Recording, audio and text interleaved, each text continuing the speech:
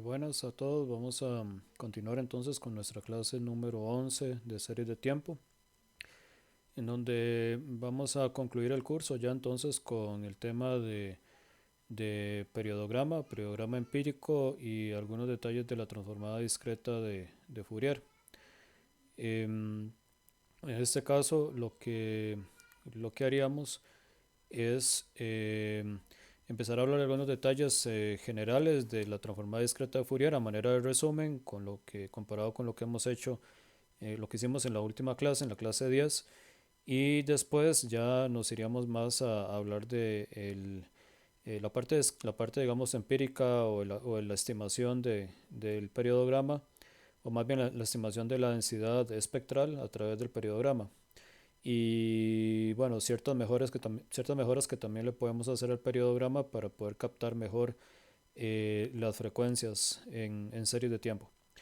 Entonces, bueno, recordemos cuál era o cómo se definía la transformada discreta de Fourier. Bueno, si tenemos una cierta cantidad de datos, x1 hasta xn, donde esos datos se corresponden a una realización de la serie de tiempo, podemos entonces definir la transformada discreta de Fourier, ¿verdad? A través de esta función. D depende de omega j. Omega j son las frecuencias fundamentales o las frecuencias de Fourier, j entre n.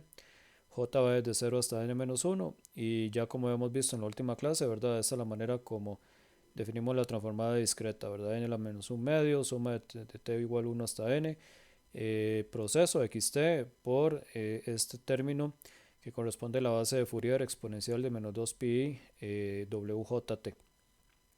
Ahora hemos conversado, ¿verdad?, de que esta transformada discreta, cuando n tiene bastantes factores, ¿verdad?, bastantes divisores, se puede calcular a través de la transformada rápida de Fourier, ¿verdad?, o FFT. Este es un método numérico, ¿verdad?, que permite a través de repeticiones y a partir de un cierto ordenamiento de los datos, permite calcular muy fácilmente la transformada discreta de Fourier. Ahora, también, digamos, a manera para complementar este tema, sí resulta también interesante ver que una vez que uno tiene la transformada de Fourier, uno puede reconstruir el proceso. Recuerden que la transformada de Fourier, al igual que la transformada de Laplace, son operadores que son invertibles y únicos. Entonces, uno puede recuperar el argumento de la transformada de Fourier, es decir, el proceso, usando la transformada inversa de Fourier. La transformada inversa de Fourier también sería discreta, entonces de esta manera, usando esta fórmula, nosotros podíamos recuperar el proceso original xt, eso desde 1 hasta n. Entonces, como para ilustrar este mismo resultado, tal vez nos podemos ir a la nota práctica en R. Cargamos los paquetes de siempre y nos venimos aquí donde hacemos este ejercicio que lo hace el mismo el Chomoy de la transformada discreta de Fourier. Recuerden que el FFT permite calcular la transformada de Fourier. Vean que aquí lo que tengo es una serie de datos, es un vector nada más que va de 1 hasta 4, ¿no? Y a través de FFT, ¿verdad?, yo puedo calcular o aproximar la transformada discreta de Fourier.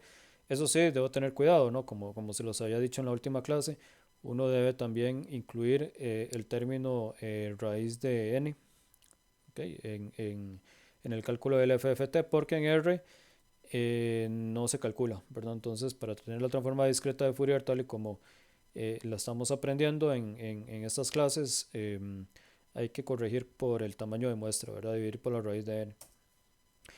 Entonces vean que lo que uno obtiene aquí a través de la transformada discreta de Fourier vía el FFT, uno obtiene cuatro números, ¿verdad?, que son los cuatro elementos de la transformada discreta de Fourier, son cuatro números complejos. Como ven, dos de esos números son complejos, los otros dos son reales. Pero lo que nos dice esto es precisamente, bueno, cuáles valores cuáles valores tiene la transformada discreta de Fourier para las frecuencias fundamentales. Recuerden que en este caso tenemos cuatro frecuencias fundamentales, porque tenemos cuatro elementos, o n es igual a 4. ¿Okay? Empezamos con la primera frecuencia, que sería W0, W1, W2, W3, omega 0, omega 1, omega 2, omega 3, mejor dicho. Entonces, bueno, teniendo esta transformada inversa, esta transformada de Fourier, podemos aplicar la transformada inversa de Fourier también vía FFT. Solo que lo que vamos a evaluar es DFT. Y aquí de nuevo hay que tener cuidado porque hay que dividir por raíz de 4, ¿verdad? Hay que hacer el ajuste apropiado. Entonces vean lo que pasa, ¿verdad? Si yo le aplico la transformada inversa de Fourier a la transformada de Fourier, en teoría me tendría que recuperar XT, ¿verdad? El proceso original, que es el aspecto este que acabamos de ver.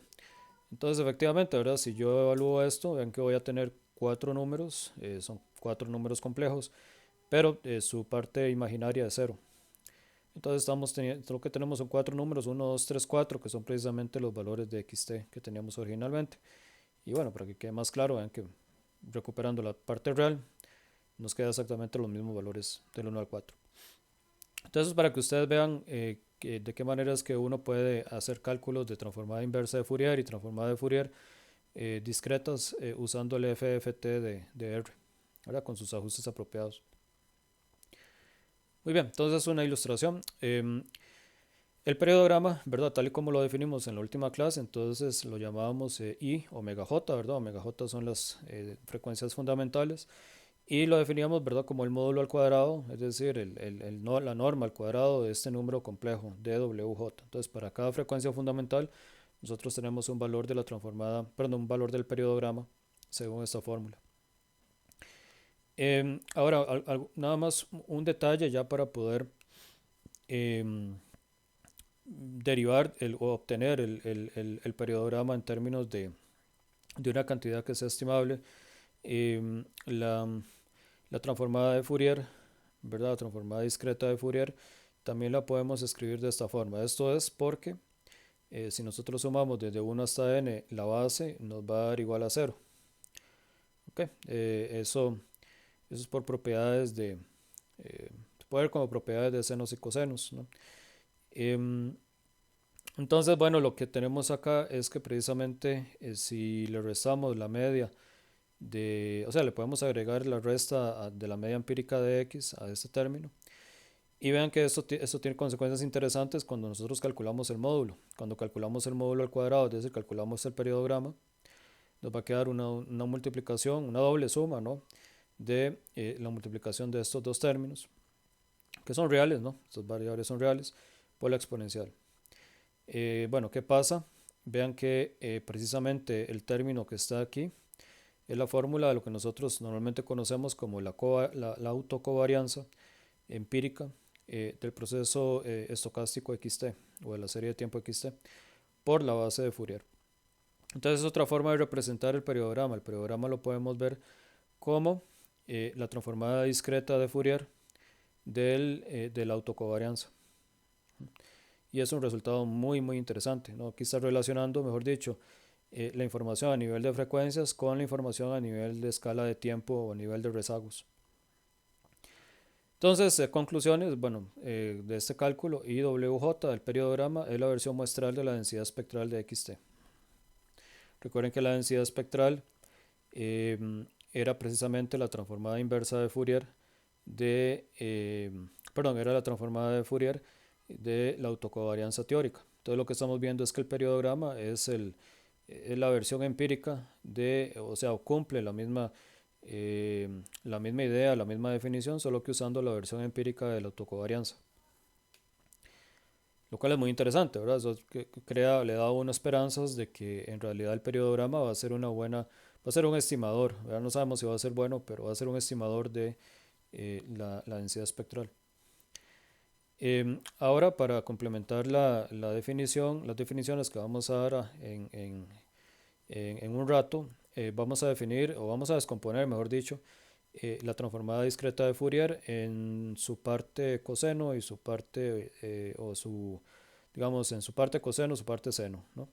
Entonces, DC va a ser el componente, ¿verdad? O la transformación coseno de la transformada de Fourier.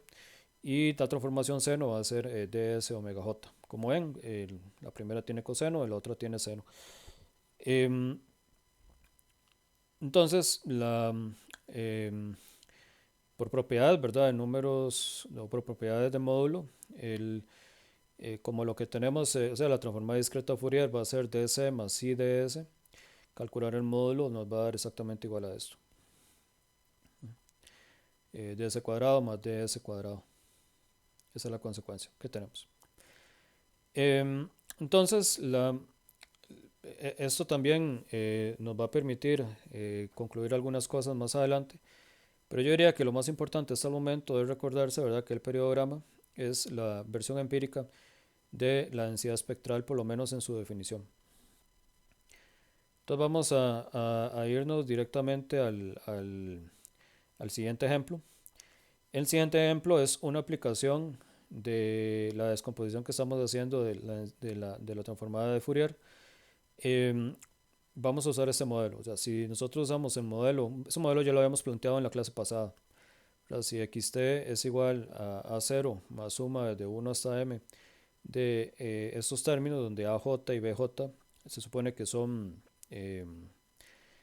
van a ser estimables de alguna forma usando datos. Usando regresión múltiple, nosotros habíamos visto, bueno, y usando m igual a n menos 1 medios, donde n es impar, ¿verdad? M es un número entero. Usando regresión múltiple, nosotros podemos probar de que AJ y BJ siguen exactamente las fórmulas o se pueden escribir en términos de las transformaciones seno y coseno. Eso ya lo habíamos visto también en la clase pasada. Solo que obviamente no habíamos usado esta notación que les estoy, eh, que estamos incluyendo acá. Y bueno, y lo otro es que A0, como el proceso no es centrado, ¿verdad? Estamos asumiendo un proceso general y eh, coseno y seno, o sea, esta parte, esas son las covariables del proceso. A0 tiene que ser la media empírica, o sea, el estimador de A0 es la media empírica de xt. Entonces, usando el ejemplo 4.10 del Shoma, y ustedes pueden buscarlo, ¿verdad? Y ver cómo pasar de aquí a acá, que en realidad no es complicado. O sea, vean que xt tiene esta forma. A 0 uno lo estima con la media, entonces uno pasa la media al otro lado a restar, y aquí ya tiene este término, y después uno calcula el módulo, y el módulo es precisamente el periodograma, omega por omega, ¿no? Entonces por eso nos va a quedar la suma de los valores del periodograma en las frecuencias fundamentales. Bueno, y el 2, ¿verdad? El 2 que está aquí, que es este 2 que está acá, es precisamente el que está aquí. Entonces, al hacer eso, vean que la suma de t igual 1 hasta n de las desviaciones al cuadrado de xt con respecto a la media, es decir, esto vendría a ser la suma de cuadrados, ¿no?, de xt con respecto al modelo nulo, va a ser igual a 2 veces la suma desde 1 hasta m del periodograma.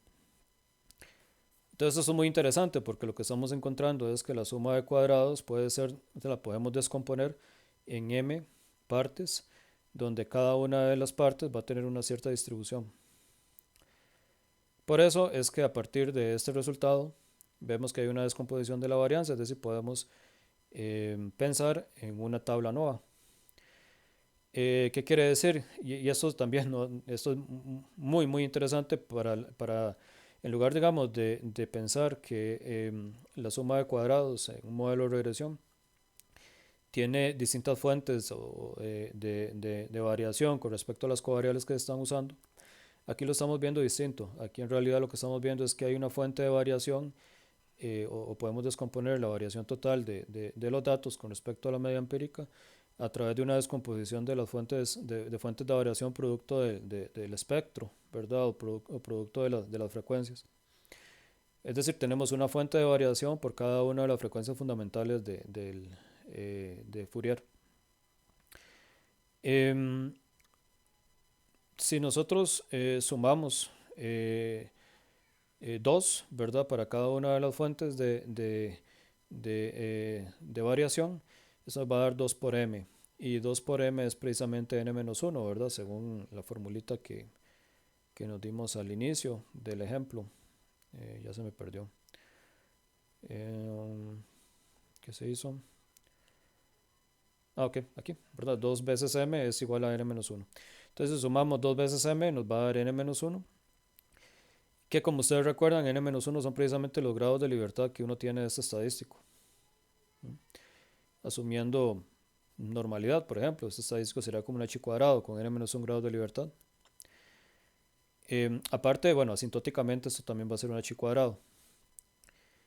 La suma de cuadrados va a ser 2 por i omega 1. Recuerden que eso es precisamente la descomposición de varianza que estamos observando acá.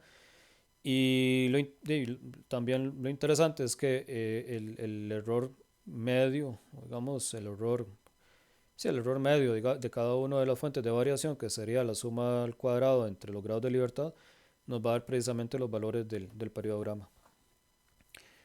Entonces es una aplicación muy interesante. Hay otra aplicación que viene en el Chomway que es en términos de análisis en componentes principales y otras propiedades que yo no lo voy a cubrir, pero si ustedes quieren estudiarlo por su propia cuenta y ver la relación que existe entre el periodograma y el ACP, eh, yo les sugiero ahí que lo lean. Pero bueno, esa es la propiedad. Yo diría que como nosotros venimos de estudiar tablas ANOVA en modelos lineales normales, resulta interesante también ver que uno puede construir una tabla ANOVA usando información en espacio de frecuencias. Veamos la nota práctica entonces para ilustrar esto. Em, en este caso lo que vamos a ver es la descomposición ANOVA, usando un ejemplo muy sencillo. En este ejemplo tenemos esta serie de datos. Ya tenemos x igual a eso. Si ustedes se fijan, los datos forman como un triángulo. Entonces uno pensaría que una aproximación vía senos y cosenos va a dar muy bien, ¿verdad? Más pensando que, por ejemplo, un coseno se adaptaría casi forma perfecta a esos datos y tal vez ni siquiera haga falta incluirle un término seno. Pero lo que haríamos en este caso, digamos, es tomar, em, recuerden que son 5 observaciones, ¿verdad? Entonces las frecuencias de Fourier van en múltiplos de un quinto, por eso es que ponemos esto aquí. Entonces si tomamos las frecuencias fundamentales de Fourier, de un quinto hasta 1, podemos construir tendríamos los componentes de la base de Fourier. Aquí lo que vamos a hacer es incluir dos, ¿verdad? Dos componentes de la base de Fourier. ¿Por qué es que escojo dos? Porque por el número de ¿cómo se llama? El tamaño de muestra que yo tengo acá y asumiendo el modelo que yo les estaba dando al inicio, ¿verdad? Que es este modelo de acá, este modelo lineal. Vean que teniendo 5 observaciones, en realidad m va a ser igual a 2, ¿verdad? Entonces basta con solamente eh, dos elementos de la base de Fourier para poder tener una representación de una aplicación de este modelo que les estoy poniendo acá. Entonces, la idea es esa. Ahora estamos tratando de ajustar este modelo a estos datos que ya de por sí se ven que son muy simples, ¿verdad? Son como un triángulo. Entonces, bueno, voy a evaluar los dos elementos, o sea, mejor dicho, las 4 covariables que corresponden a las dos fases de la descomposición esta de Fourier, en donde vean que, bueno, que las frecuencias que estamos aquí observando es una frecuencia de un quinto y después estamos observando una frecuencia de 2 quintos, ¿verdad? En la siguiente etapa. O sea, omega 1 sería un quinto, omega 2 sería 2 quintos. Nos traemos las covariables, omega 1, omega 2, y vean que lo que vamos a hacer ahora es ajustar un modelo lineal de x versus omega 1 más omega 2, es decir, lo que estamos es viendo a ver si qué tal ajusta este modelo a los datos, a esos datos bien simples que tenemos. Entonces ajustamos el modelo y vemos un resumen. Entonces, si ustedes se fijan, bueno, este resumen está dando esos estimadores y ya de una vez uno ve algo que le llama la atención, ¿verdad? Los errores estándar están dando NA y todo lo que es inferencia está dando NA. Uno ve esto y uno dice, ok, sí, aquí lo que estamos teniendo muy probablemente sea sobreajuste. Y efectivamente, vean que el error residual es NA. Y eso es porque tenemos solamente 5 observaciones, pero estamos tratando de ajustar 5 parámetros. Entonces estamos sobreparametrizando, estamos ajustando un modelo saturado, un modelo lineal saturado a los datos. Entonces por eso es que estamos obteniendo un error residual de NA. Y por ello estamos teniendo un error residual cero y por lo tanto no podemos hacer inferencia. Aquí lo importante también es ver que el intercepto, ¿verdad? El intercepto que se ajusta debería ser igual a la media empírica, ¿no? Y eso lo podemos verificar, ¿verdad? La media empírica de X es 1.8, ¿verdad? Que es precisamente este valor. Entonces, como ven, teniendo n datos, este modelo ya de por sí es un modelo saturado y va a dar perfecto, ¿no? En el ajuste con un residuo cero, eh, en donde lo que precisamente tenemos es que es el modelo, digamos, que garantiza una descomposición vía como una tabla nova, ¿no? De la varianza total de los datos a través de sus componentes. Muy bien. Es como una manera entonces de ilustrar la relación que existe entre periodograma con respecto em, a cómo se llama la transformada discreta de Fourier y aparte también ver la descomposición ANOVA de este tipo de modelo saturado. Muy bien, entonces seguimos entonces em, con las propiedades del periodograma. Aquí tenemos que asumir algo más, digamos, entonces asumimos que la función de autocovarianza es absolutamente sumable, entonces uno puede comprobar que el valor esperado del periodograma converge hacia la densidad espectral. Ya que ustedes recuerdan, esa es la definición de la densidad espectral como transformada de como transformada de Fourier de la autocovarianza teórica. Ahora, ¿qué es omega jn? Omega jn vendría a ser una sucesión de frecuencias que estén cerca, digamos, de las frecuencias fundamentales y de manera que haya convergencia de cuando n va para infinito, de esas frecuencias se hace las frecuencias que estamos evaluando en ese resultado. Entonces, bueno, hay una cierta, digamos, hay una cierta coherencia entre lo que estamos tratando de inferir o de estimar con respecto al objetivo. O sea, no es exactamente que el estimador sea insesgado, pero cuando n va para infinito, el estimador en esperanza va hacia lo que nosotros queremos estimar. Entonces, la conclusión que tenemos acá. Entonces, pareciera que el periodograma sí se acerca. Hay un caso particular que es cuando nosotros tomamos filtros lineales o modelos de este tipo, que es lo que uno normalmente observa en armas,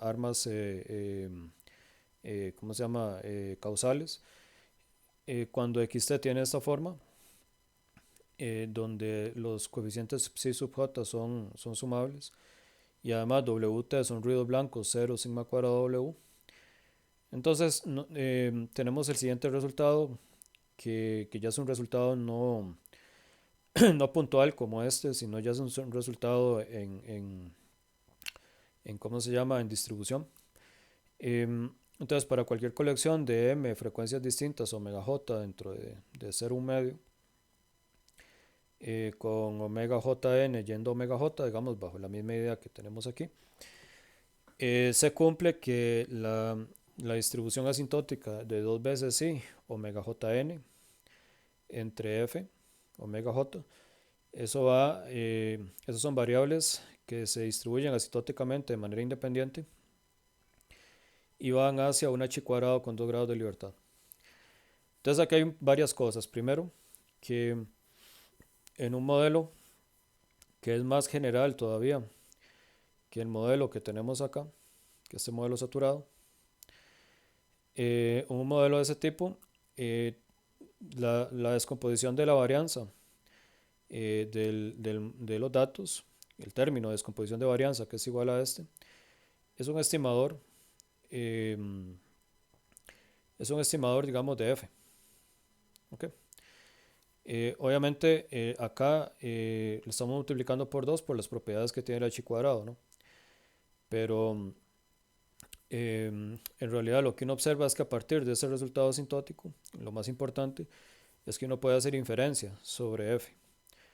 ¿Cómo? Bueno, ya usando el teorema de dualidad, ¿no? De intervalos de confianza en el caso asintótico, en donde podemos inferir, o sea, podemos concluir de que el intervalo de confianza aproximado para la densidad espectral está dado por esto. Okay, entonces, es un intervalo de confianza al 1 menos alfa por ciento. Y como ven, entonces es muy fácil, es como un ejercicio de estadística 1, ¿no? En donde uno infiere que precisamente este va a ser el intervalo de confianza utilizando este resultado. Entonces F va a estar ubicado acá. Em, entonces, bueno, hay un par antes de pasar al ejemplo a un ejemplo práctico ya con datos del índice de oscilación y del porcentaje de recuperación, em, hay unas cuantas anotaciones que uno puede hacer en el proceso de inferencia. Primero, que cuando uno utiliza el periodograma para hacer inferencia de la densidad espectral, tiende a haber como una mezcla. O sea, eso lo vamos a ver ahorita en el ejemplo práctico, pero ustedes van a ver que normalmente cuando uno trabaja con ese tipo de intervalos, esos intervalos tienden a ser muy anchos. Entonces la variabilidad tiende a ser muy grande y por lo tanto es muy fácil que haya una transferencia de información de una frecuencia, de una cierta frecuencia hacia otras. Entonces eso tiende a confundir muchísimo el análisis del periodograma. Ese es un punto en contra que tiene el periodograma tal y como lo tenemos definido. Bueno, ¿cuál es el principal motivo de ese exceso de varianza? Bueno, es que tenemos solamente una muestra de la serie de tiempo. Si nosotros tuviéramos un montón de réplicas de la serie de tiempo, definitivamente va a ser mucho más fácil construir o tener distintas réplicas o distintas realizaciones de la diferencia, digamos, entre el proceso, entre distintos rezagos. Entonces, de esa manera, nosotros podríamos construir un periodograma que tuviera una varianza más pequeña. Este no es el caso, ¿verdad? Porque estamos como asumiendo una situación más realista en donde uno no tiene réplicas de la serie de tiempo. Entonces, bueno, ese es el costo, ¿verdad? De tener solamente una réplica en la serie, es decir, todas nuestras muestras son de tamaño 1, a pesar de que podemos tener varios puntos. O sea que n puede ser que sea relativamente grande. Una posible solución, digamos, para poder limpiar esa transferencia de información de baja frecuencia hacia otros es utilizando, eh, ¿cómo se llama? Haciendo un proceso de limpieza, digamos, y tratando de extraer el componente de tendencia. El componente de tendencia lo que le va a agregar mucho es información de baja frecuencia al periodograma. Eso porque no sé, una función lineal, una función cuadrática va a tener una autocovarianza mucho más fuerte y por lo tanto eso se va a reflejar en los componentes de baja frecuencia del periodograma, no en los de alta frecuencia, porque de alta frecuencia son componentes que tienen como más o de más ruido. Entonces, bueno, los componentes de tendencia se pueden eliminar y eso puede ayudar un poquito a limpiar. Lo que vamos a ver ahora es que no va a ser suficiente, sino que vamos a tener que usar otras herramientas como suavizamiento para poderle bajar la variación al periodograma. Lo otro es que al usar el FFT, ¿verdad? La relación o el algoritmo, ¿verdad? Numérico que nos permite calcular el DFT, la transformada discreta de Fourier, n tiene que ser un número suficientemente complejo en términos de divisores. Entonces, ¿qué es lo que pasa? Que puede ser que uno tenga un cierto número Digamos, a manera de ejemplo, en el caso siguiente, el tamaño de muestra de estas series es 453. Entonces, ese número, no sé, digamos, yo creo que este número es, bueno, este número es divisible por 3, pero no tiene muchos divisores aparte del 3, ¿verdad? Por ser impar. Pero si uno quiere tener un número con suficientes divisores, uno debe considerar, no sé, un número como 480, 460 o algo así. Y esa diferencia en la muestra uno no la puede inventar. Uno lo que hace normalmente es que lo rellena o sea, rellena esos valores con cero para poder hacer el ajuste la estimación del periodograma. Entonces lo vamos a ver directamente en el siguiente ejemplo para que quede más claro. Les voy a explicar primero esa función, esa nextn. Nextn lo que permite calcular es un número complejo, en el sentido de que tiene bastantes divisores. Por default, bueno, uno le puede poner los factores o los divisores. Por default, R maneja solo estos tres divisores, 2, 3, 5. Se supone que ya con estos tres divisores, ya un número que sea divisible al mismo tiempo por esos tres números tiene suficiente complejidad. Pero si uno no está satisfecho y le puede agregar más divisores, como para tener un número más complejo, pero puede ser que el costo sea más alto computacionalmente cuando uno ya corre algoritmos o cuando corre el FFT.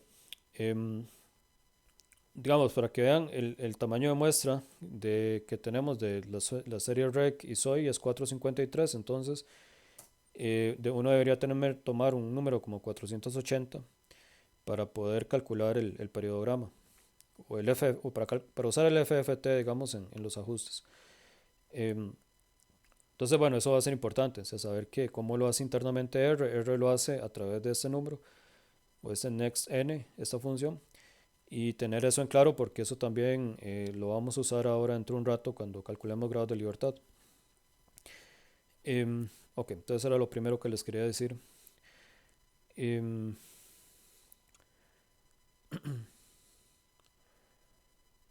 bueno, en el ejemplo anterior no les enseñé la tabla NOVA, em, precisamente de... En el ejemplo anterior, sí, uno podía calcular la tabla NOVA, eso se me fue a decírselos, donde vean que el modelo saturado, uno puede hacer la descomposición de varianza. Entonces esto es dos veces I y dos veces I en la otra frecuencia. Y esto es I en cada una de las frecuencias. Es el resultado que uno esperaría, ¿verdad? De la tabla NOVA que les enseñé en el ejemplo anterior acá. Eso se me fue a decírselos. Y ustedes pueden verificar efectivamente que estos son ese sí, y 0 y un quinto viendo el valor del periodograma, ¿verdad? Exacto. Donde ustedes ven que precisamente esto es I0, o sea, esto sí y un quinto, esto sí 2/5. Recuerden que en un medio es donde hay simetría, ¿verdad? Entonces va a haber un reflejo de estos dos valores. Y este valor de acá es n veces la media empírica. Eso también ustedes lo pueden verificar. La media empírica al cuadrado. Eso sí, 0. Es un ejercicio que tal vez pueden hacer, ver exactamente qué es I0 a partir de la fórmula que vimos hace un rato. Ok, entonces eso se me fue a decírselos, ahí me disculpan. Em, pero no, es simplemente un detalle del ejemplo anterior. Entonces vamos a ir a a los datos de SOI y de REC. A través de esta fórmula MV-SPEC uno puede calcular el periodograma. O sea, uno puede calcular el periodograma directamente con un montón de argumentos, que ahí vamos a ir usando algunos en un rato. Aquí simplemente vamos a traernos los datos hoy. Vamos a decirle que el periodograma no nos lo calcule en escala logarítmica. Uno lo puede calcular en escala logarítmica para facilitar la interpretación. Pero hay que tener cuidado, ¿no? Porque en escala logarítmica uno tiende a ver algunos términos más que otros que tal vez a uno no le interesen tanto. Y plot igual a f es para que no nada más me calcule el periodograma.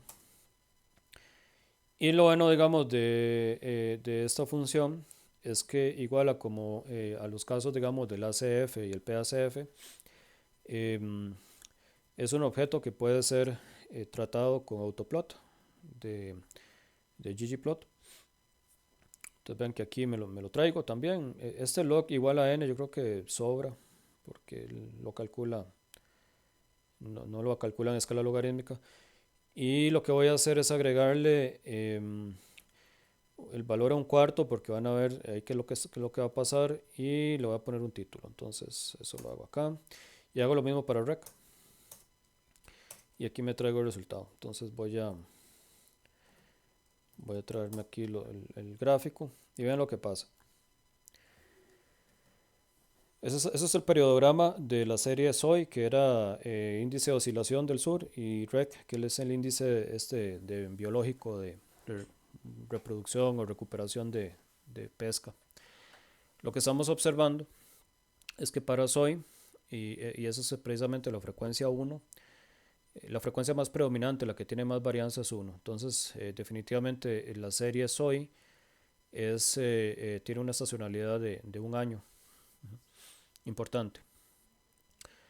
Vean la frecuencia, ahora cualquiera diría, pero qué raro que se hizo en un medio, y es porque como estamos utilizando una serie de tiempo, el, el R al calcular el periodograma se va a adaptar a la frecuencia de los datos. Entonces, un medio aquí va a corresponder a eh, una frecuencia bastante alta, ¿verdad? Que corresponde eh, a 6 observaciones eh, por unidad, ¿no? O por periodo más bien, que sería una observación, perdón, sería un ciclo por cada 2 unidades de tiempo, ¿verdad? Que es lo máximo que nosotros podemos tener en el espacio de frecuencias. O sea, este 6 corresponde precisamente ¿cómo se llama? A la frecuencia más alta, que es un medio, ¿verdad? En las frecuencias de, ¿cómo se llama? De Fourier. Em, entonces, la conclusión más evidente, digamos, es que tanto REC como SOI tienen una frecuencia anual muy, muy importante. Las frecuencias más altas no se ven tanto, ¿verdad? Excepto la de 2 y 3, que pareciera que sí hay como una cierta participación de varianza, digamos, para esas frecuencias.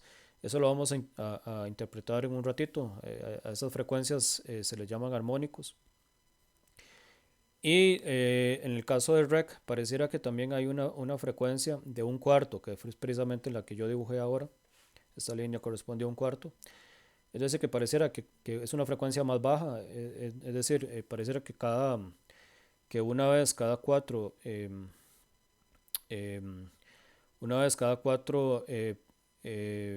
periodos de tiempo, es decir, una vez cada 4 años, pareciera que hay una ciclicidad de los eh, de estos indicadores REC y de SOI.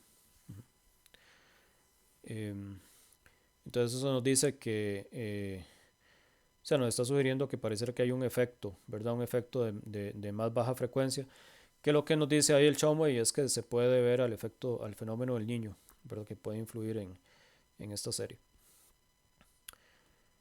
Entonces esa es la interpretación que le podemos dar, ¿verdad? Entonces vean lo importante claro, lo importante, digamos, de hacer el análisis de forma integral, ¿verdad?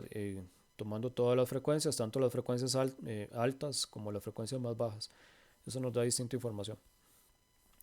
Ese sería el periodograma bruto, ¿verdad? El periodograma que no tiene ningún tipo de suavizamiento ni nada por el estilo. Eh, en este caso más fácil de interpretar, pero hay muchos ejemplos en donde la interpretación no es tan sencilla. Ahora hablemos un poco de la inferencia. El periodograma, em, digamos, el valor del periodograma uno lo puede extraer con el argumento spec. Si ustedes se fijan, el, el objeto soy.per, que sería el periodograma de soy, tiene todos estos resultados en su objeto. A uno le interesa bastante el FREC y SPEC. Por ejemplo, si yo me traigo este objeto y veo las frecuencias, esas son todas las frecuencias en unidades en unidades de tiempo, ¿verdad? Que serían años. Recuerden entonces que son frecuencias, o sea, si yo observo un 1 aquí, es porque estoy exactamente en la frecuencia anual.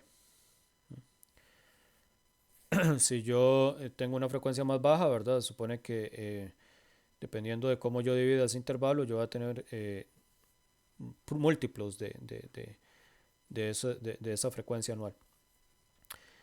En el caso, por ejemplo, o sea, la frecuencia que realmente es más importante en términos de varianza acá es la que se refleja en 40.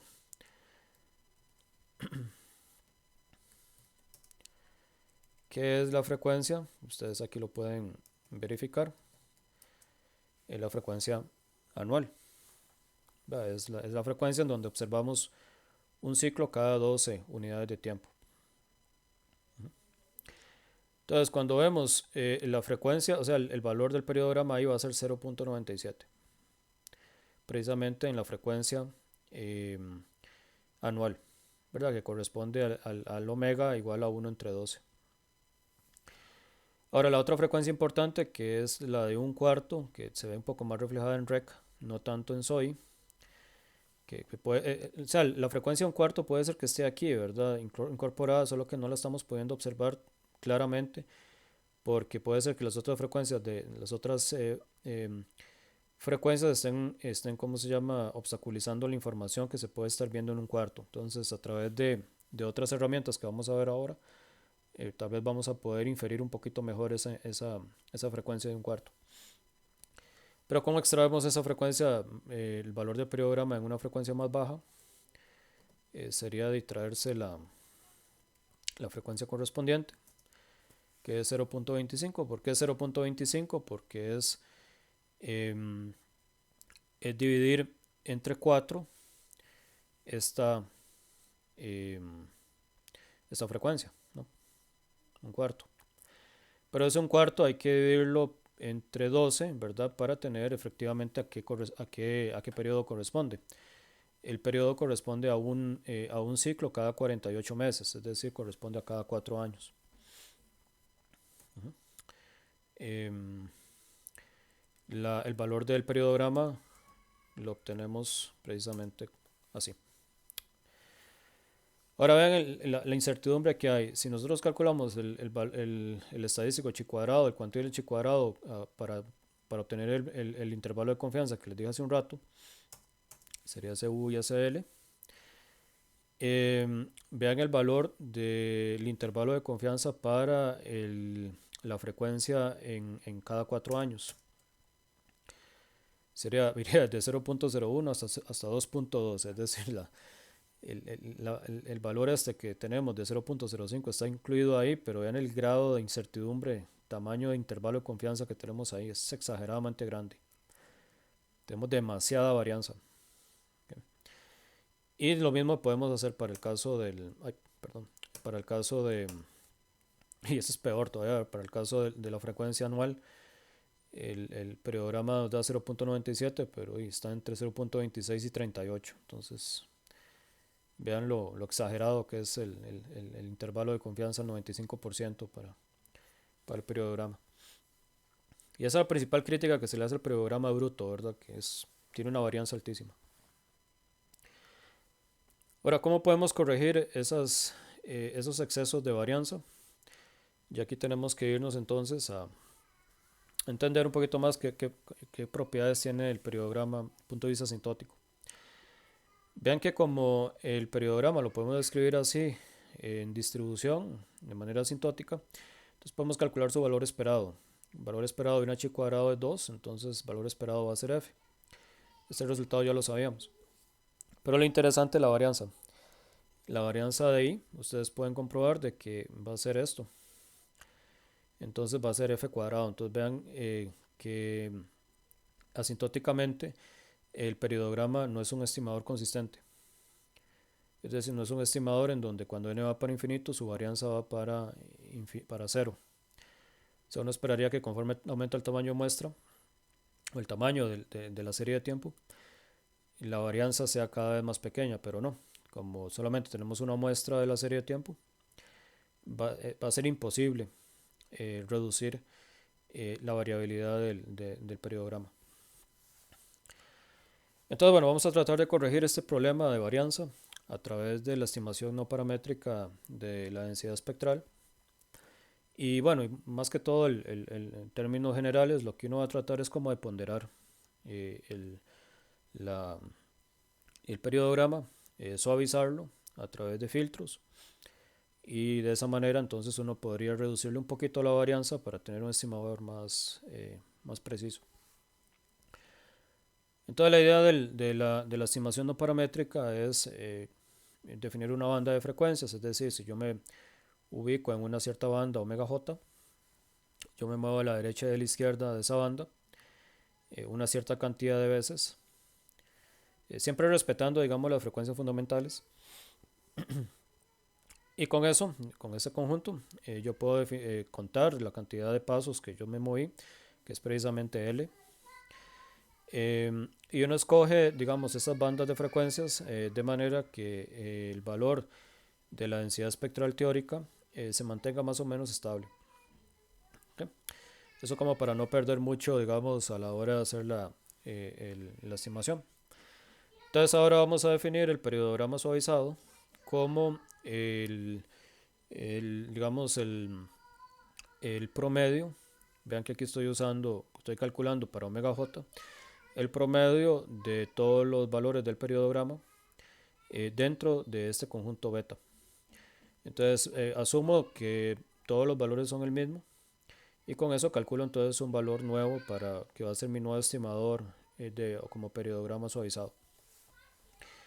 Entonces puedo comprobar de que, o sea, se puede comprobar también de que el periodograma suavizado, tal y como lo estamos definiendo acá, no va a perder sus propiedades estadísticas, sus propiedades de muestra grande o sus propiedades distribucionales. Entonces, si yo me garantizo de que L, que es el tamaño de la ventana en términos de frecuencias que yo estoy tomando, si yo me garantizo que L no es tan grande comparado con el tamaño de la serie, se puede comprobar de que se tiene un resultado muy similar al que teníamos anteriormente, solo que sustituyendo 2, los grados de libertad que eran 2, con 2 por L. Ahora, ¿qué efecto tiene esto? Bueno, al tomar más grados de libertad, uno va a poder reducir la varianza digamos, en la estimación. Igual a como hacíamos en no paramétrico, en estadística 2, uno puede definir, que vean que es una idea similar, ¿no? Uno cuando trabaja con estimador por kernel, uno casi siempre, o sea, uno define una ventana sobre las observaciones, a partir del cual uno va a hacer la estimación, ¿no? Usando un kernel gaussiano, un kernel rectangular o lo que sea. Aquí uno puede hacer lo mismo, uno define un ancho de banda como el número o la relación que existe entre el tamaño del conjunto o la ventana, digamos, espectral, con respecto al tamaño total de la serie. Entonces los grados de libertad precisamente de este estadístico van a ser 2 veces L o 2 por B por N, que es como similar a lo que uno observaba en no paramétrico, ¿no? El B es como el H de no paramétrico. El intervalo de confianza que uno obtiene a partir de esa relación vendría a ser este, en donde 2 por L es esto. Y eso es consecuencia, digamos, de este resultado. Hay una nota, digamos, importante, que es que aquí hay que pensar que uno usa el FFT, ¿verdad?, para hacer internamente el cálculo del periodograma. Si uno añade ceros en la serie porque está modificando el tamaño de muestra o el tamaño de la serie para a un n' que sea más complejo, entonces uno debería hacer un ajuste en los grados de libertad. El ajuste es el siguiente, es este, ¿no? Los grados de libertad deben ser ajustados de esta forma, multiplicando 2L por la razón entre n y n'. Haciéndolo de esa forma, se mantienen las propiedades y el intervalo de confianza queda igual, solo que usando df de manera apropiada. Entonces ven que el ajuste que uno le puede hacer o el problema que tenemos con el periodograma, uno lo puede corregir parcialmente, ¿verdad? Con esta idea de utilizar técnicas no paramétricas en la estimación del periodograma.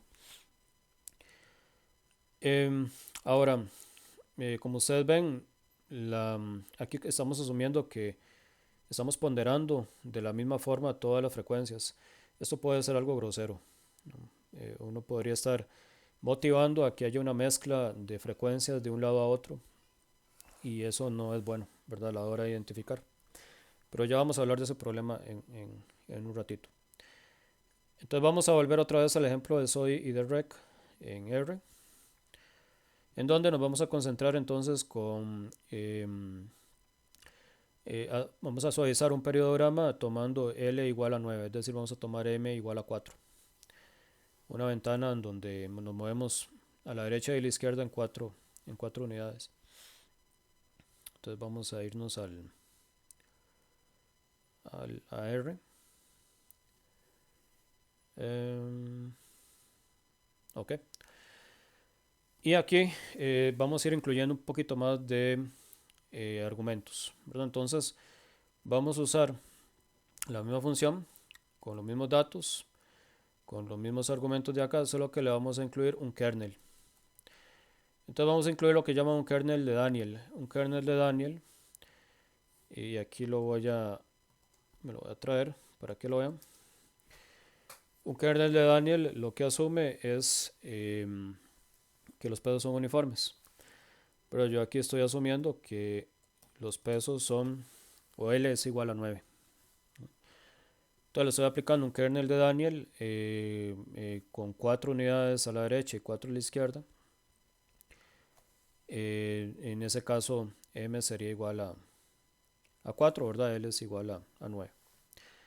Entonces hago el proceso de suavizamiento ¿cómo se llama? Del periodograma. Y aquí ustedes pueden ver el efecto. Pueden ver el efecto, digamos, en el periodograma.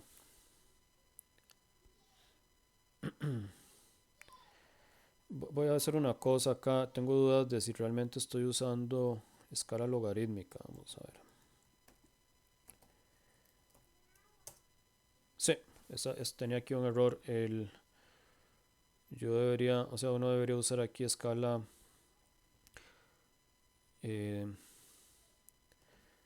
Voy a corregirlo aquí de una vez para que no se me olvide. Hay que ponerle que no lo haga en escala logarítmica. Ya con eso lo hace correctamente. Muy bien, entonces vean que ustedes recuerdan que en SOI, digamos, no se veía el efecto del fenómeno del niño, ¿verdad? Que era el de una frecuencia más baja, uno cada 4 años. Aquí sí la estamos viendo. O sea, una cada 48 meses, una cada 4 años. Vemos el efecto precisamente del fenómeno del niño aquí en un cuarto, exactamente en 1, que sería una frecuencia de un doceavo, o sea, una vez cada 12 meses. Vemos la misma frecuencia bastante alta, ¿verdad? ¿Qué es lo que hace el suavizamiento? Lo que hace es que van a haber frecuencias que son contiguas a 1 entre 12, que van a tener también una participación alta, pero es porque le estoy dando esa importancia. Ese es el costo que tiene de aplicar un periodograma con menor varianza. Y el otro costo es que empiezo a observar armónicos, es decir, empiezo a observar que en múltiplos de frecuencias de un año, O sea, esa sería una frecuencia de 1 entre 6, eso sería una frecuencia de un tercio y así, ¿verdad? Eso sería, sí, 2 años, 3 años. Em, Empiezo a observar o sea, que el valor de la varianza tiende a ser un poquito más alto. Eso es importante porque esto lo que nos puede decir, y eso ahorita lo vamos a recordar, nos puede decir que hay componentes periódicos que no necesariamente tienen forma de senos y cosenos, sino que puede haber componentes pues, hasta no lineales y componentes de más complejidad que, que son periódicos en el fenómeno. Por eso es que podemos tener ese tipo de armónicos. Voy a hacer lo mismo con el de rec. Voy a copiar esto acá. Pero ustedes vieron cómo se limpia, ¿verdad? El periodograma, definitivamente. Y le aplico el mismo kernel de Daniel, que es el kernel uniforme. Y me traigo los datos. Bueno, tal vez, eso sí no lo dije, ese es el valor del ancho de banda, eso sería B, que es L entre N. Recuerden que el N aquí es 453, N es 9 entre 453. Y eso hay que tomar en cuenta que no estamos usando 453, estamos usando 480, pero vamos a ver, perdón, ese es el...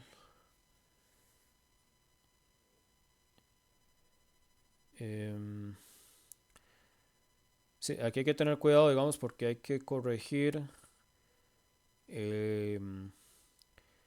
B.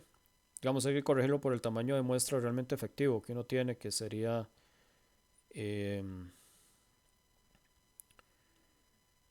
¿cómo se llama? O sea, uno lo obtendría a partir de acá, más bien el B, ¿no? Porque estamos usando 480 en lugar de 453. Ok. Eso ustedes lo pueden verificar ahí en el Showmo, ¿verdad? De que el ancho de banda es distinto, digamos, al que nosotros tenemos acá. El ancho de banda entonces de esta serie sería .225. En el caso del rec, y haciendo el ajuste correspondiente, ustedes ven que está dando bastante alta, ¿verdad? Ese componente de fenómeno del niño, un cuarto.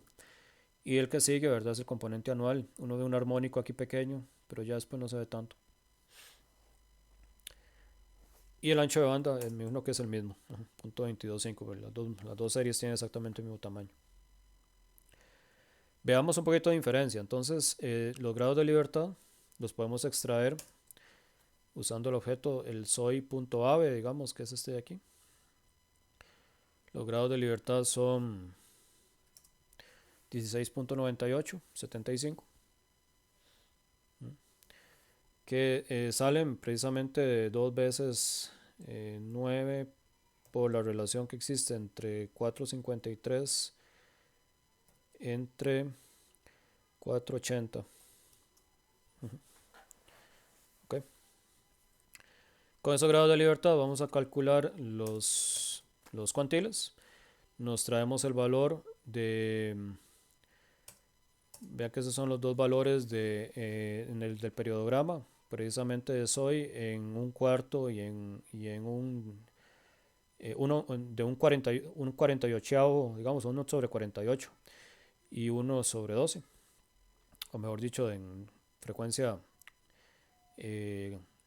cada 4 años y cada año.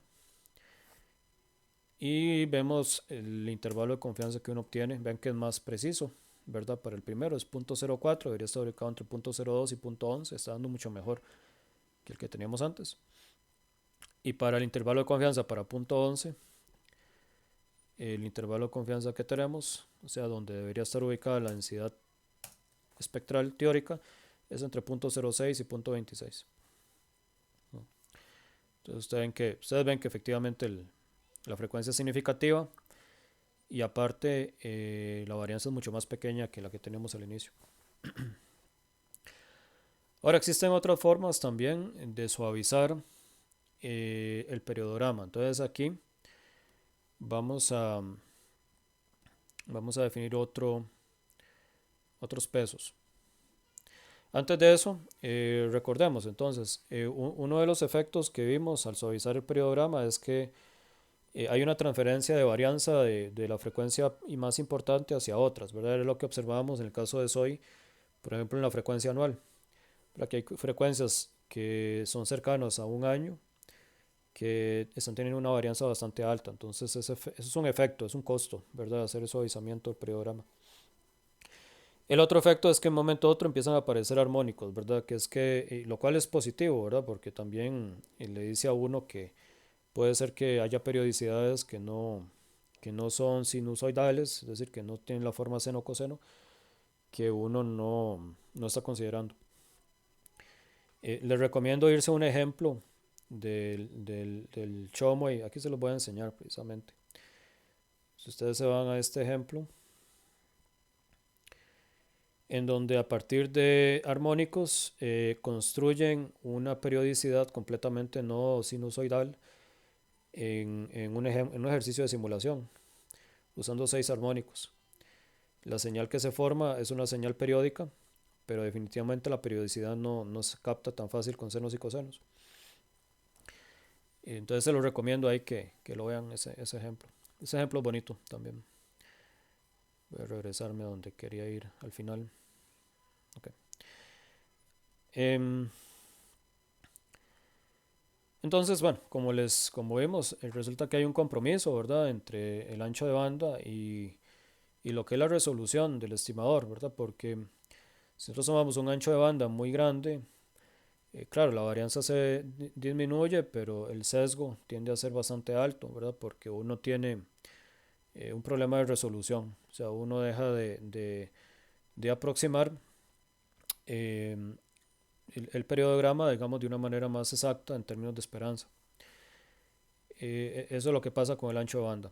Y es lo mismo que pasa, digamos, el mismo compromiso que existe entre ancho de banda y sesgo eh, cuando uno trabaja con kernels en no paramétrico. Entonces, bueno, aquí ese compromiso uno lo puede resolver dándole más flexibilidad a los pesos. Entonces, una forma de garantizar una mejor resolución es a través de pesos en el estimador, es decir, los pesos considerarlos de forma más general, HK, usar un estimador similar al que usamos anteriormente, solo que en lugar de tomar uno entre L, uno tomaría HK. Y con esos pesos que deberían ser todos positivos y que sumen 1, construir ese nuevo estimador y bajo ciertas condiciones en los pesos, que es que sean, o sea, que esos pesos sean sumables en forma cuadrática, es decir, el cuadrado de los pesos sean menores que infinito.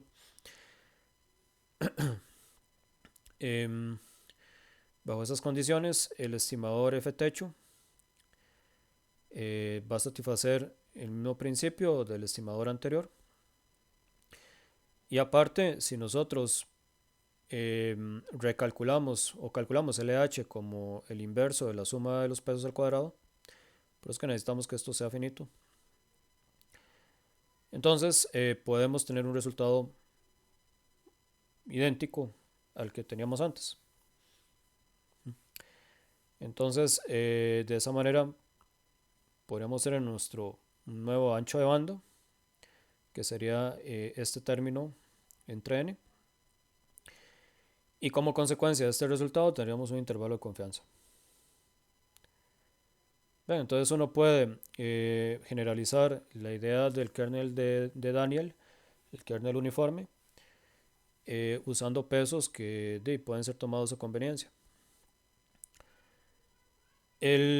Bueno, el primer ejemplo de los pesos es el kernel de Daniel, ¿verdad? Como ya lo hemos usado, que toma HK igual a 1 entre L, para acá entre menos M y M. Pero hay un kernel que le llaman kernel de Daniel modificado, que lo que hace es que le pone la mitad del peso en los extremos, es decir, toma por ejemplo todos los pesos iguales y en los extremos, es decir, en menos m y en m, reduce a la mitad el peso del kernel. Es decir, sería 1 entre 2L. Pero habría que ajustar el resto para que todo sume 1, ¿no? Entonces es un kernel que es como constante y exactamente en los extremos baja tiene una grada, digamos, baja como a la mitad. Em, Ese kernel puede ser que no sea suficiente para suavizar. Entonces, lo que mucha gente hace es construir composiciones del kernel de Daniel. Es decir, em, uno calcula el kernel de Daniel con una cierta escogencia de M y por supuesto de L, siguiendo este principio de que pone la mitad. Y después vuelve otra vez a calcular el mismo kernel sobre cada uno de los puntos usando la misma idea. Y eso varias veces. Entonces el kernel va ya no va siendo como una grada, ¿verdad? Sino que ya va tomando la forma más de una campana. Cuando uno calcula composiciones del kernel en varios pasos. En el Showmy lo ponen bastante claro, digamos, cuando uno trabaja con un kernel de Daniel modificado. Creo que está aquí. Esa es la forma, digamos, del kernel de Daniel cuando m es igual a 1, el caso más sencillo, uno se mueve a la derecha y a la izquierda una vez, una unidad, o sea, L es igual a, a 3. Como ven, entonces queda a la mitad los extremos, pero uno puede volver otra vez a aplicar el kernel sobre el kernel que ya calculó acá, entonces sustituyendo u techo en el kernel de Daniel modificado y expandiendo, le va a quedar esta fórmula, que va a ser un kernel modificado con m igual a 1 dos veces, ¿verdad? Por eso es que la forma como uno eh, eh, lo pone en el argumento, digamos, o como utiliza el argumento en el kernel, da la idea, digamos, de que uno utiliza m dos veces o m igual a 1 dos veces. Eso es porque uno hace una composición del kernel, así de esta forma. Entonces, bueno, veamos el ejemplo del SOI y del REC usando un kernel de Daniel modificado. Aquí el kernel que vamos a usar es un kernel de Daniel modificado compuesto dos veces, pero donde m es igual a 3. Entonces voy a calcular el kernel de Daniel usando sin hacer la composición para que ustedes vean qué forma tiene. Vamos poniéndole aquí nada más 3. Vean, es un kernel que el valor que está acá es la mitad de lo que está en el centro, pero es constante. Pero cuando yo hago el kernel compuesto, es decir, le vuelvo a aplicar otra vez el kernel sobre sí mismo, vean que ya agarra como más forma, se amplía y ya va dando una forma más de campana. Vean el gráfico. Voy a hacer el gráfico aquí. Entonces vean que tiene una forma como más acampanada. Y eso entonces no le da el mismo tratamiento a los datos que están acá con respecto a los del centro, ¿no? En términos de frecuencias. Es el kernel de Daniel modificado. Entonces vamos a usar el kernel de Daniel modificado compuesto dos veces con m igual a 3. Y se lo vamos a aplicar. Vean que uno puede utilizar el argumento kernel. Uno le aplica el kernel ahí. Y aquí vamos a usar un argumento que se llama taper, pero todavía no lo voy a explicar. Eso lo voy a explicar al final de la clase. Con logaritmo igual a no, ¿verdad? Listo, entonces le voy a dar autoplot. Aquí otra vez tengo el mismo error. Vamos a poner el logaritmo igual a no. Y lo voy a guardar. Okay. Voy a hacer lo mismo entonces con el mismo kernel que definí de Daniel modificado, compuesto dos veces con m igual a 3, con un taper igual a 0.1. Este taper lo que le va a dar es suavidad al kernel, pero ahorita se lo voy a explicar con más detalle, sobre la serie REC. Em, y hago lo mismo aquí con log igual a no. Ya un grid arrange para ver todo, ahí los dos gráficos. Y vean qué bonito queda. Vean que ya con usando un suavizador más en forma de campana, vean que se me va el efecto que tenía de la eh, el efecto que tenía antes, digamos, usando un Daniel sencillo, en donde tenía frecuencias alrededor de un doceavo que no eran como muy deseables. Y el efecto de un niño lo sigo viendo, el efecto del niño todavía lo sigo viendo en el periodo de 1 cada 48, igual aquí. Y igual sigo viendo armónicos, pero ya los armónicos no se ven tanto, digamos, ven que este armónico, un par de armónicos no se ven tanto. Aquí igual se ve un armónico pequeño. Eso ya es como, no es suciedad de alta frecuencia, pero ya es información que viene más de la volatilidad del proceso por sí solo. Y esa es la información de estacionalidad más importante, ¿no? La que uno está observando una cada 4 años y una cada año. Ok, entonces ven ahí la ventaja. Los grados de libertad, uno los puede recuperar también. Ahí les recomiendo que ustedes verifiquen la fórmula, da 15.61. El ancho de banda también. Y lo que sí les recomiendo es que ya ustedes ahí por su propia cuenta hagan inferencias sobre esa versión suavizada usando el resultado que vimos el resultado asintótico. Eso sí se los dejo a ustedes de ejercicio. Ok, entonces ya para ir concluyendo, em, que esta clase va a ser un poquitito más larga, no mucho. El otro concepto, digamos, que se puede utilizar para identificar lo que son las frecuencias es el tapering, en donde uno lo que hace es que escoge HT de forma un poco más integral, de manera funcional. Si uno define YDT como una serie modificada completamente a través de un taper, como uno le llama, o una sucesión, que funciona como un filtro, pero solo queda funcionando de uno a uno en el tiempo. Entonces uno puede darse cuenta que el periodograma, el valor esperado del periodograma ya modificado, tiene la forma de un kernel, ¿verdad? Tiene una forma no paramétrica muy interesante, que es como si uno tuviera la densidad espectral de X y le aplicara un ponderador de manera continua, que es muy parecido al efecto que uno tiene de los kernels cuando ve no paramétrico, solo que en el espacio de frecuencias. Em, Eso permite definir entonces ¿cómo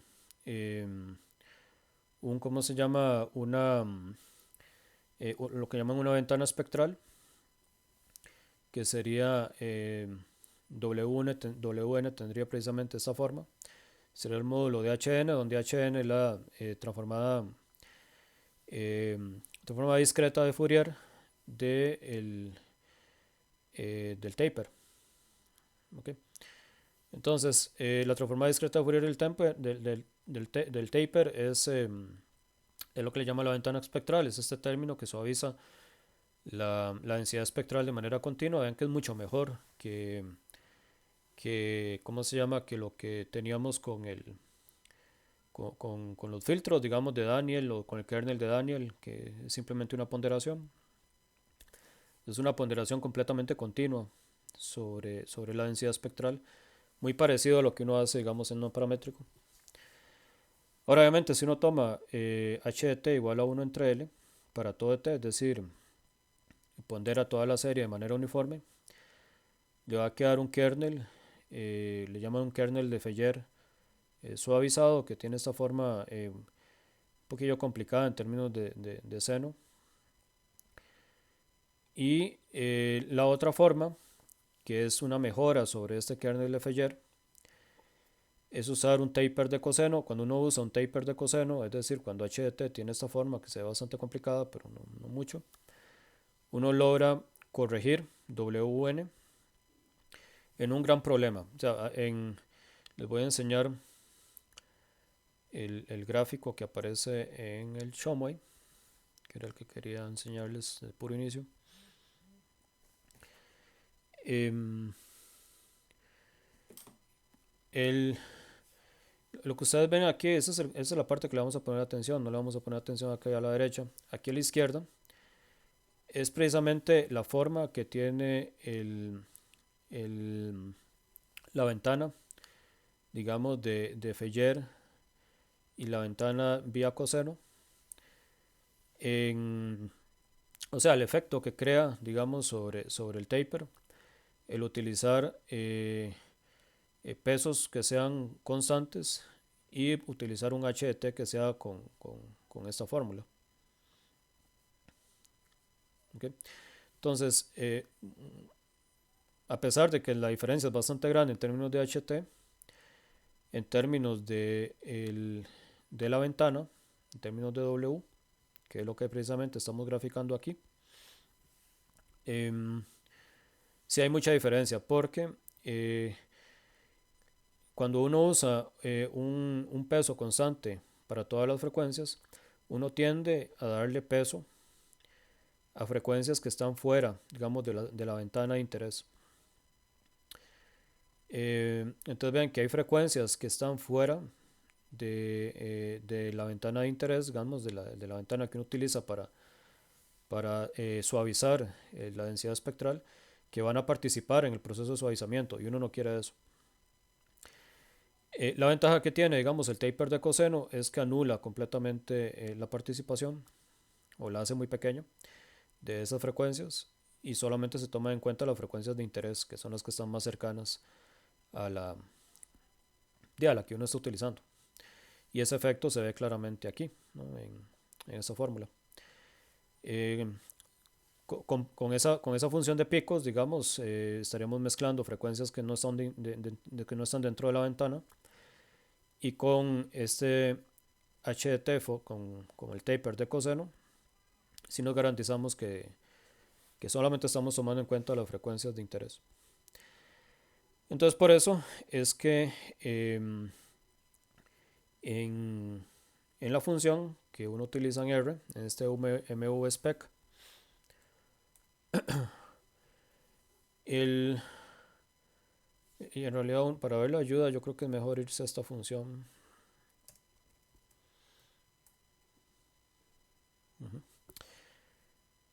El suavizador que se usa o el taper que se usa es de una campana de coseno, como le dicen también ellos. Entonces ellos usan precisamente esta forma, la que garantiza una ventana mucho más limpia de ponderación de la densidad espectral. Entonces el que controla, digamos el parámetro que controla cuántos datos son los que uno quiere suavizar, va a ser precisamente este argumento, se llama taper. Taper lo que entonces garantiza o lo que uno le especifica la proporción de datos para suavizar punto por punto, ¿verdad? Dentro del espacio, dentro de las frecuencias. Entonces, bueno, para que vean la diferencia, aquí voy a ajustar, y eso ya sería el último ejercicio que hacemos, voy a ajustar un periodograma sobre SOI usando este argumento spans. Este argumento spans lo que hace es que sin necesidad de utilizar un kernel, sin necesidad de definir el kernel con Daniel modificado, si uno le da esto, de una vez ya le entiende que estamos utilizando un kernel modificado con un cierto ancho, que en este caso sería 7.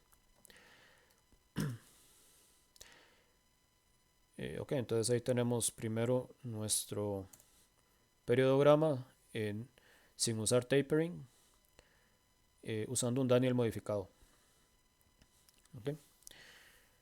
Y ahora lo que vamos a hacer es tomar el 50% de los datos y aplicarles el taper a través de HDT. Vean que este HDT, así como está definido, uno puede moverse, ¿verdad? Una cierta cantidad a la derecha y a la izquierda usando este término, que que en este caso sería el 50%, ¿no? Y de esa manera entonces ir construyendo el HDT. Eso sea en el espacio de tiempo, no en espacio de frecuencias. Entonces tomamos el 50% de los datos, usamos el mismo kernel de Daniel modificado y lo guardamos. Y aquí lo que voy a hacer es graficar ambos, ¿verdad? Creo que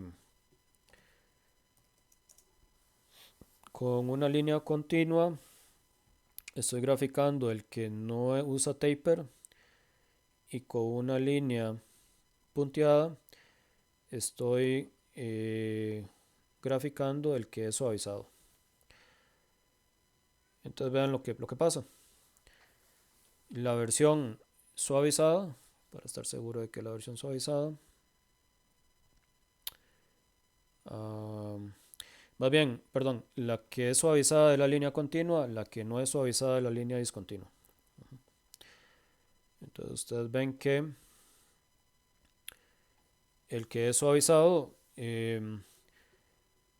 va a respetar, ¿verdad? Mucho mejor el, eh, sí, el que es suavizado va a distribuir mejor, digamos, las frecuencias en aquellas que realmente valen la pena, ¿no? Sobre las que realmente estamos interesados. Entonces vean que todo el peso de varianza que tenía el no suavizado se disminuye en aquellas frecuencias que no son de interés y se asignan de manera correcta en la frecuencia de interés, que es igual a un cuarto.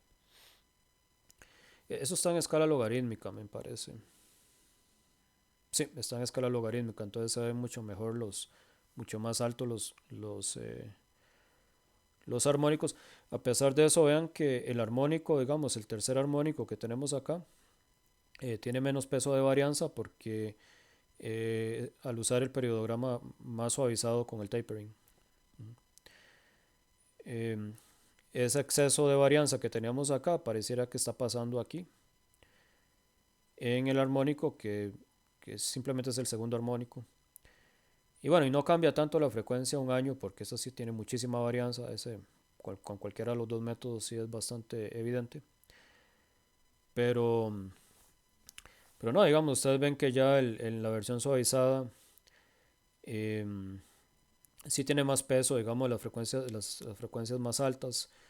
O hay más variabilidad en las frecuencias más altas, no tanto en ciertas frecuencias, digamos acá, como por ejemplo en este desfase que tenemos. Pero por lo menos la parte que es más interesante, que es la de un año y una cada 4 años, la versión suavizada y con tapering da mucho mejor información que lo que teníamos al puro inicio en la versión bruta. ¿Okay? Entonces, bueno, con esto terminaríamos